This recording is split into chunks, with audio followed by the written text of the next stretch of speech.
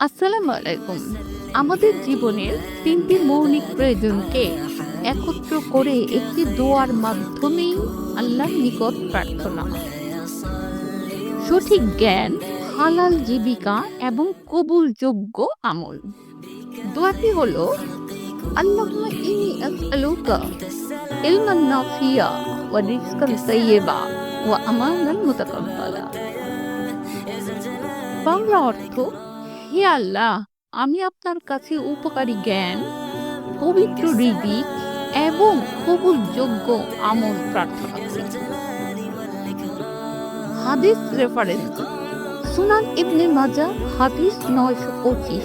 উম্মু সালামাহ রাদিয়াল্লাহু তাআলা আনহু থেকে বর্ণিত, নবী সাল্লাল্লাহু আলাইহি ওয়াসাল্লাম ফজরের সালাত শেষে এই দোয়া করতেন।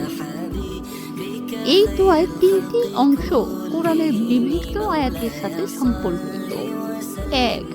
উপকারী জ্ঞান: হে আমার প্রতিপালক, আমাকে জ্ঞান বৃদ্ধি করুন। সূরা তোহা ২০/১১৪। ২. পবিত্র রিজিক: হে মানুষ, তোমরা যা কিছু পৃথিবীতে আছে তার হালাল ও পবিত্র অংশ গ্রহণ করো। সূরা আল বাকারা ২/১৬৮। ৩.